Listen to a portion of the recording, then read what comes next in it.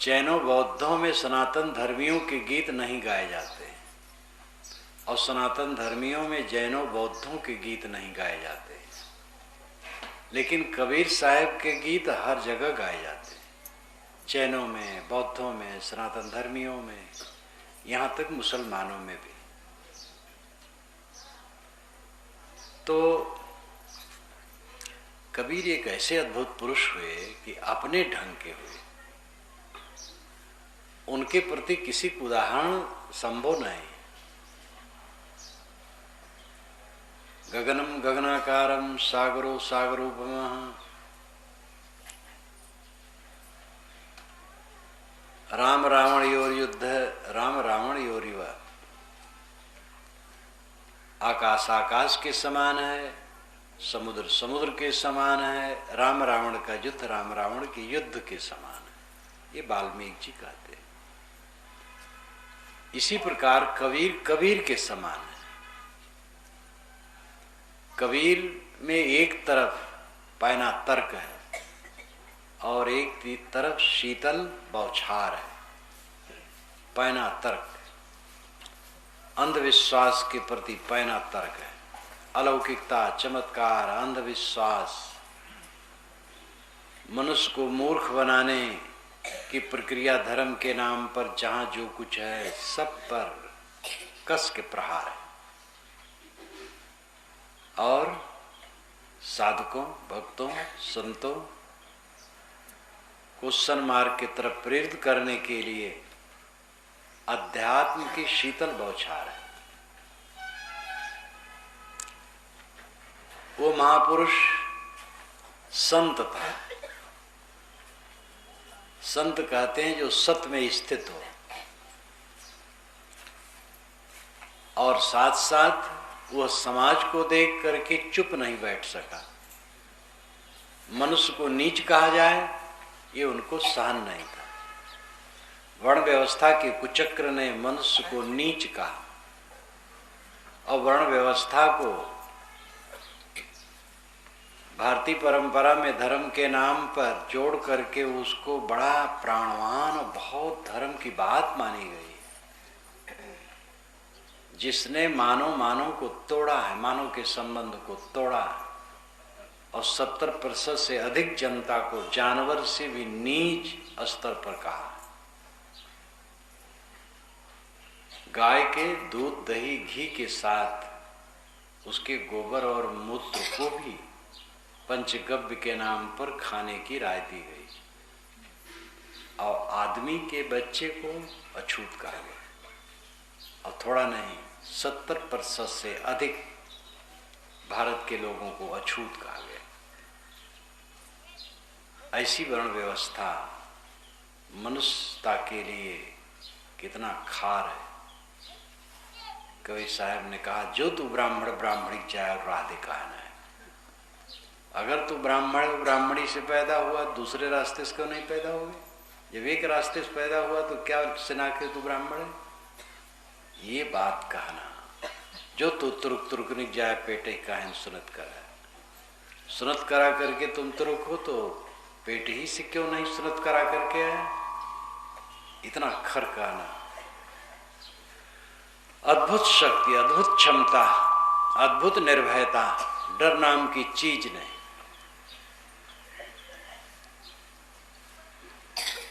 दिन जितने बीतते जाते हैं उनकी चमक उतनी बढ़ती जा रही है। तो समाज में अंधविश्वास, ऊंच नीच की भावना, सांप्रदायिक विद्वेष और सब ऐसी बातों को देख करके वो सह नहीं सके और जैसे तैसे कह दिया। आवाज वो काम कर रहा है और उनके विचारों को लेकर के आज कानून बना। बाबा साहेब अम्बेडकर जब दिल्ली में स्वतंत्र भारत का कानून बनाने बैठे तो कहा, मैं कबीर को गुरु मान करके कानून बनाने जा रहा हूं। मौलिक रूप में कबीरपंथी थे भी। वो तो राजनीतिक कारण मरने के थोड़े दिन पहले बौद्ध मत स्वीकारे तो कबीर का नाम लेकर के कबीर को गुरु रूप में कह करके फिर उन्होंने कानून बनाया स्वतंत्र भारत का। और भी सब थे, कई लोग थे, वो मुख्य थे, उसमें अध्यक्ष थे। और ऐसा कानून बन गया है पूरे भारत में कि मानव मात्र समान अधिकारी सब दिशा में है। वर्ण व्यवस्था के अनुसार ब्राह्मण कहा जाने वाला व्यक्ति केवल अध्यापक हो सकता है, दूसरा नहीं। ये साहू लोग अध्यापक हो सकते हैं भला? बिल्कुल नहीं हो सकते। सुबह देखने से जिनको अशुभ माना जाता है वो अध्यापक हो सकते हैं? क्या कुचक्र है। लेकिन अध्यापक हो सकते नहीं, अध्यापक हैं, जज हो सकते हैं, और सभी क्षेत्रों में कहीं भी वह जा सकते हैं, और सभी वर्ग के लोग जा सकते हैं। और कोई किसी को कहे तुम नीच हो तो दंडित हो सकता है। कोई किसी को नीच कहे, मुकदमा अगर चलाए तो दंडित, सिद्ध हो जाए इसने नीच कहा है, दंडित हो सकता है। तुम शूद्र हो, अछूत हो, नीच हो, ऐसा कोई कहे, अगर वो मुकदमा चला दे, सिद्ध हो जाए कहाँ है, तो दंड हो जाएगा उसको। ये जमाना मानवता का जमाना है। कबीर की जो कल्पना थी वो कल्पना साकार हुई। अब जरूरी यह है कि हम लोग अपने हृदय से कूड़ा कचरा को निकालें। कानून तो बन गया और उसका पालन हो रहा है, और सर्वत्र समता की बात आ गई है। कूड़ा कचरा हमें अपने विचार से निकालना है, और काफी कुछ निकल गया है, निकल रहा है। राजनेता लोग फिर से पनपा देते हैं अपने स्वार्थ के लिए। वे कहीं सांप्रदायिक दंगा करवाएंगे, कहीं जाति दंगा करवाएंगे। तो ये राजनेता लोग तो सदैव गड़बड़ करते रहे हैं, और राजनेता काम भी करते हैं देश का। गुण दोष सब है, अच्छे राजनेता भी हैं जो शुद्ध मानवता की बात चाहते हैं। परंतु कुल होकर के ये राजनेता हारेंगे, और जो जो प्रदूषण फैलाने वाले वो सब थकेंगे और हारेंगे, और मानवता की बात निरंतर बढ़ेगी, और तर्कपूर्ण विचार निरंतर बढ़ेंगे। कबीर साहब का अभियान ये बहुत सफल है। ये सामाजिक दृष्टिकोण की बात मूल रूप में वह आध्यात्मिक है, संत है। जीवन का परम लक्ष्य परम शांति की प्राप्ति, कल्याण की प्राप्ति, और उसको वे प्राप्त थे। अति श्रद्धालु कहते हैं प्राप्त क्या थे, वो तो सब समय मुक्त ही थे।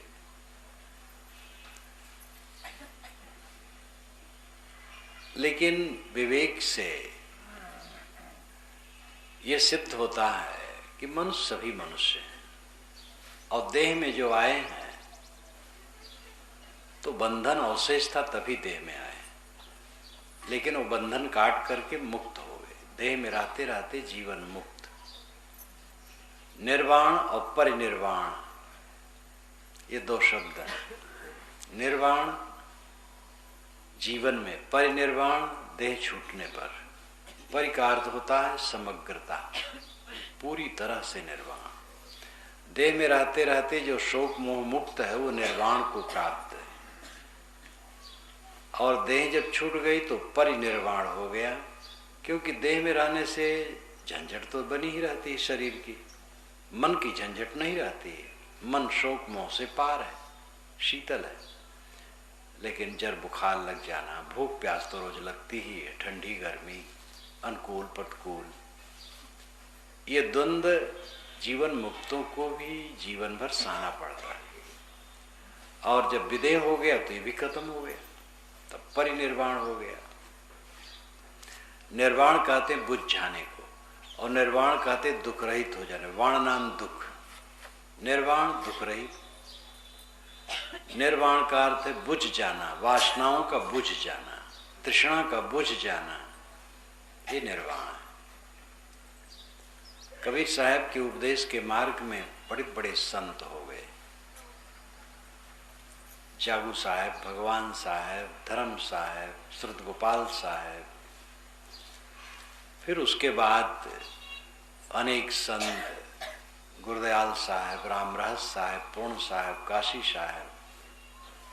उसी क्रम में श्री विशाल साहब एक संत है जो 20वीं शताब्दी में हुए, और उनके दर्शन इसमें बैठने वाले में कुछ लोग किए हैं।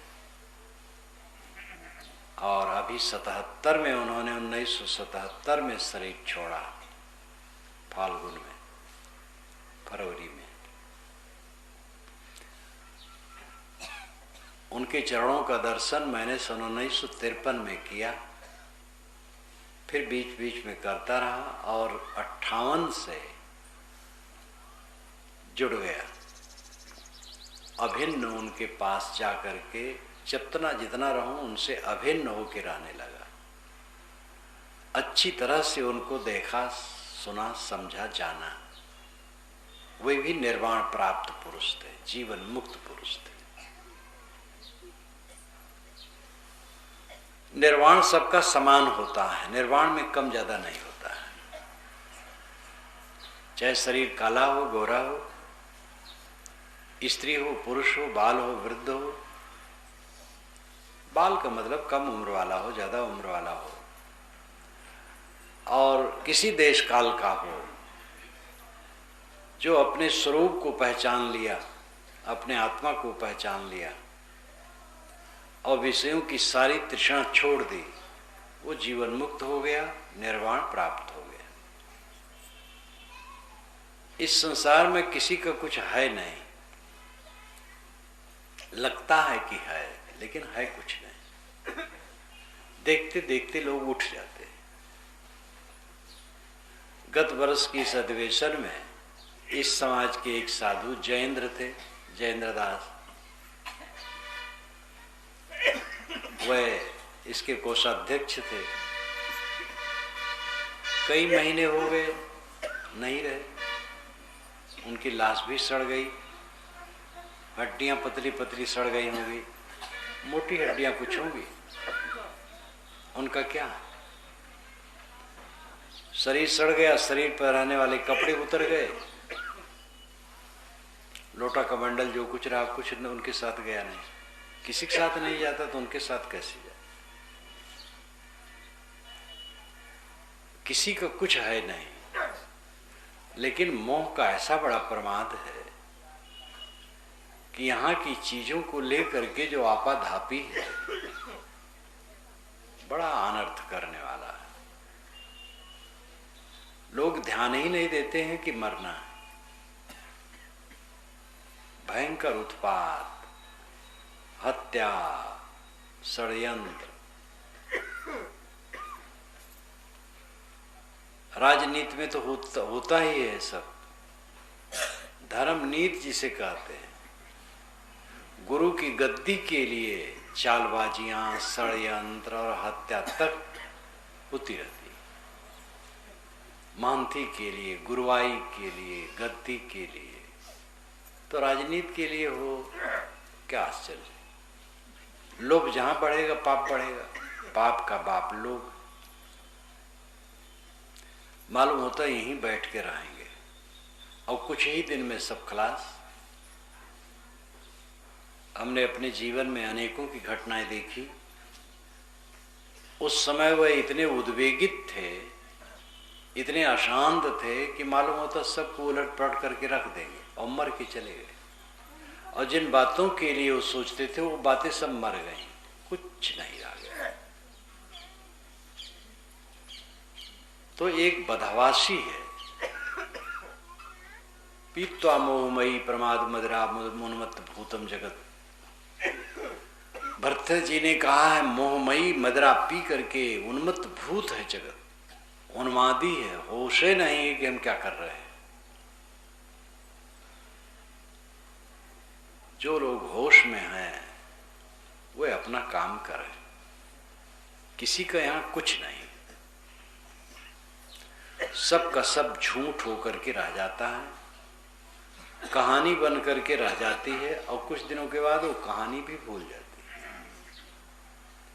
हमें जितना हमारा परिचित है, कितने दिन का परिचित है, जन्म लिया वो परिचय शुरू हुआ है। माँ की गोद में पहली बार जब आँख खोली होगी तो कई बार माँ को देखते देखते माँ को पहचाना होगा। वैसे मुझे ख्याल नहीं, आप लोगों को भी ख्याल नहीं होगा, गजब है, लेकिन पहचानते पहचानते पहचाना होगा। माँ ने ही पिता को बताया होगा तुम्हारे पिता, तो उनको पहचाना होगा और बहुत सारा पहचाना और उसमें बहुत सारा खो गया, और माता भी खो गई, पिता भी खो गए और तमाम संबंधी खो गए, नए नए परिचय होते गए, वो भी खोते गए, अपने शरीर की नई नई अवस्थाएं आई, वो भी सब खोती चली गई। नया नया परिचय होता है, वो खोता जाता है और एक दिन शरीर छूटते छूटते सबका परिचय गायब। जहाँ पर इस ढंग की स्थिति है वहाँ रह करके प्रमाद करना, षड्यंत्र करना, चालबाजी करना, धोखाधड़ी करना, हत्या करना, कुकर्म करना और प्रकार का, कैसी बदहवासी। संसार भयंकर है, इसमें वह धन्य है जो सत्संग करते हैं, सदग्रंथों का आधार पकड़ते हैं, विवेक से रहते हैं, सावधानी और सजगता से रहते हैं, अपने आचरणों को बनाते हैं, अपने को सुधारते हैं, वह धन्य है। हमें चाहिए अपने को संभालें, निर्वाण प्राप्ति की तरफ सब चलो। नहीं निर्वाण प्राप्त करोगे शरीर का तो निर्वाण हो ही जाएगा, वो तो बच नहीं सकता है। तो समझदारी है, मन का निर्वाण करो। मन मरे न माया मरे, मरी मरी जात शरीर, आशा तृष्णा न मरे यूं कति कहीं कबीर। न मन मरा न माया मरी, न आशा तृष्णा मरी, शरीर मरा तो क्या मरा, शरीर मरा फिर बनता है। आशा तृष्णा मन माया मरे तो फिर शरीर न बने। बीज नष्ट हो जाए तो अंकुर नहीं होगा। मन माया आशा तृष्णा बीज है। मन में जो माया है, माया का मतलब मोह, और भोगों को प्राप्त करने के लिए आशा और तृष्णा है, यही जीव को भटकाती है। इस जीवन में रहते रहते भटकता है, मर जाने के बाद भटकता है। तालाब में आप स्नान करते समय देखिए तो तृण उसमें तैरते हैं और पानी के हिलोरे से एक तृण दूसरे तृण से मिलता है और छूट जाता है, फिर तीसरे से चौथे से या पहले वाले से मिलता और छूटता है। ऐसे ही संसार सरोवर में प्राणी तृण की तरह तैर रहे हैं, एक दूसरे से मिल रहे हैं, छूट रहे हैं, मिल रहे हैं, छूट रहे हैं, और अंततः किसी से किसी का संबंध नहीं, सब संबंध थोड़े दिन का, और देखते देखते खो जाता है। कितने को तो लड़के खो जाते हैं, जवान लड़के खो जाते हैं। लोग मिलते हैं, कहते साहब 16 वर्ष का लड़का था, गया तब से आया ही नहीं। कलकत्ता में तो एक सेठ जी, जहाँ मैं प्रेम प्रकाश के घर में रहता हूँ, ऊपर तल्ले पर उसी के बराबरी में पश्चिम तरफ एक सेठ रहते थे, खूब कीर्तन करते थे, बड़े भावुक भक्त थे, और वे इतना लापरवाह रहते थे, उतरते थे, गाड़ियाँ उनके पास थी लेकिन वो गाड़ी में नहीं बैठते थे, टैक्सी तुरंत मंगा लेते थे, टैक्सियाँ तमाम खड़ी रहती, किसी टैक्सी में बैठते थे, कहीं जाते थे फिर आ जाते थे। एक दिन सुबह उतरे और टैक्सी में बैठे और कहाँ गए पता नहीं लगा। कई वर्ष हो गए, आज तक पता नहीं लगा। रोज जैसे टैक्सी में बैठ के जाते थे तैसे उस दिन चले गए। गाड़ियां थी लेकिन अपनी गाड़ी में नहीं बैठते थे, अधिकतम वो टैक्सी लेके चले जाते थे, स्वतंत्र रहते थे। घर के मालिक सेठ आदमी, लेकिन गाड़ी में बैठे टैक्सी मंगाए बैठे चले गए, बस गायब हो गए। टैक्सी कहीं छोड़ दिए होंगे, कहाँ गए कोई पता ही नहीं। राई का दाना समुद्र में गिरे तो कौन खोज पाएगा। ये राई के दाने के समान सब मनुष्य हैं। इस संसार सागर में गिरे और खो गए, कौन खोज पाएगा।